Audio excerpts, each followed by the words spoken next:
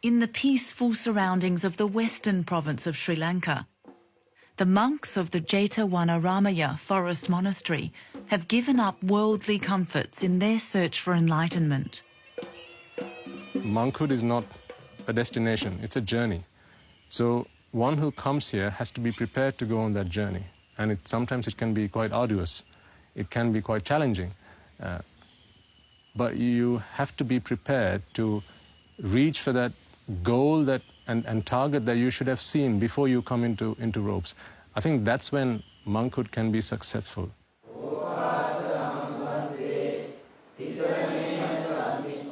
We listened to the Dhamma, we understood the Buddhist philosophy, we understand that this is more than a way of life. It's a journey that we need to go on to seek emancipation, that liberation that the Buddha taught. And for that, we've come here so that we can dedicate our entire lives to practicing the path.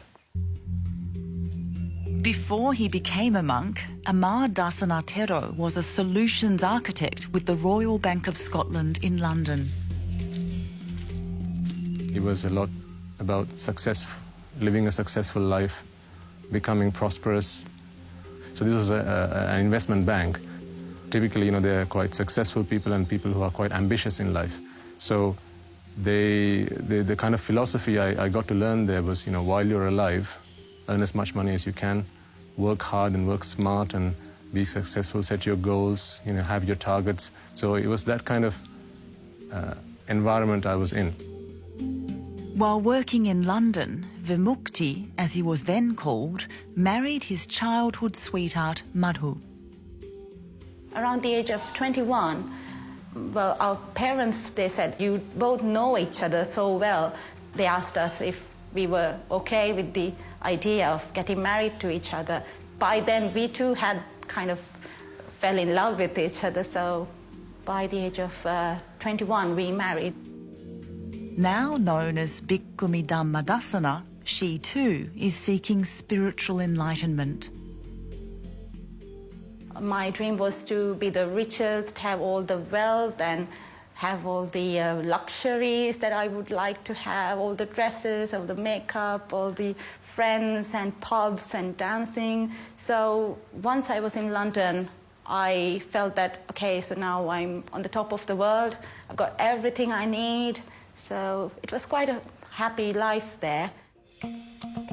We liked being funny. We liked going out with friends and traveling around the world, around the cities. And so married life was more of happiness than suffering. So soon after, Madhu, who was my wife then, she suggested, why don't we go to the temple and offer an alms at least once a month?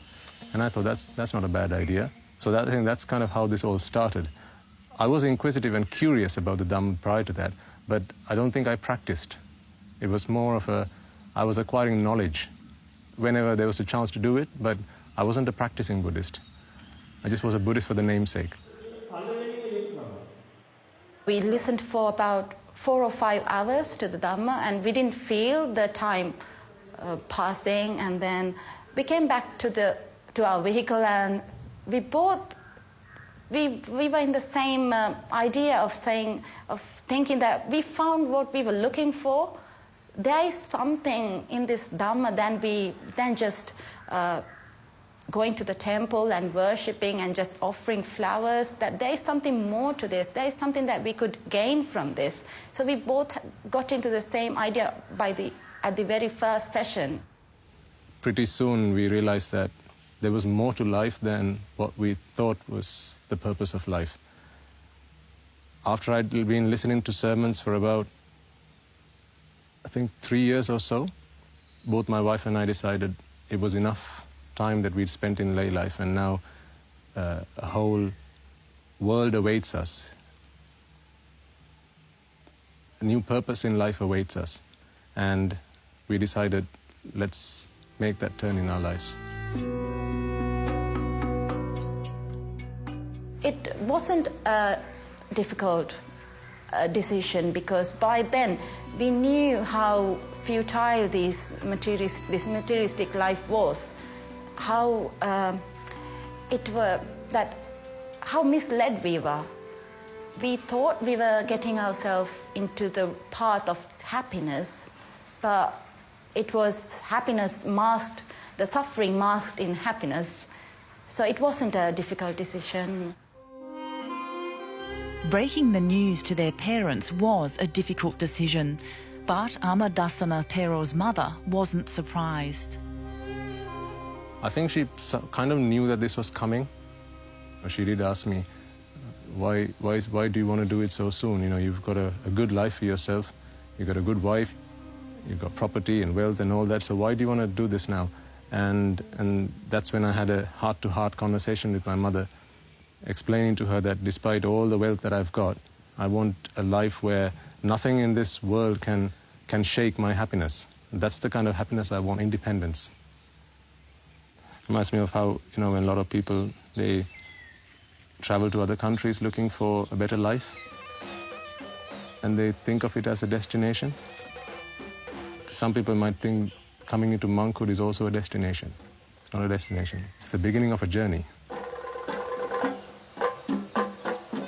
Buddhism has two major areas. One is the Buddhist ethos of monks who live in the forest, who meditate, who leave everything out. From a household to a houseless state, they are meditating. So there's a kind of a tag attached to them that they were more pious. They were the people they were the monks who were interacting with the village people, who were giving them solace, understanding in return of keeping them with their offerings of food. So that was the kind of a relationship they had. But the urban structure is different. It's more cosmopolitan. So this is where the more showpiece of Buddhism comes, because the sculptured art, certain offering and ceremonies, all these things are part of the more, what you call the popular religion. Now that has nothing to do with what you call the salvation. You're liberating yourself from your attachments to this world, and that is the meditating monks who are outside. In Sri Lankan Buddhists also, they worship statues, trees and all this stuff. And they do Perahara also, which means dancing and all this stuff. But it's not real Buddhism or real Lord Buddha's philosophy. Philosophy is something. Therefore, we must follow philosophy. If you don't follow philosophy, you can't find the real truth. The monks live in a kuti or hut, and each monk is allowed only 6 possessions. I must admit, I don't take a lot of time to study what goes on outside these 4 walls, because I left that life behind. So for me now, the teaching of the Buddha is all that I need, because that gives me happiness and brings me salvation every day that I practice. I know I'm a different person to who I was yesterday.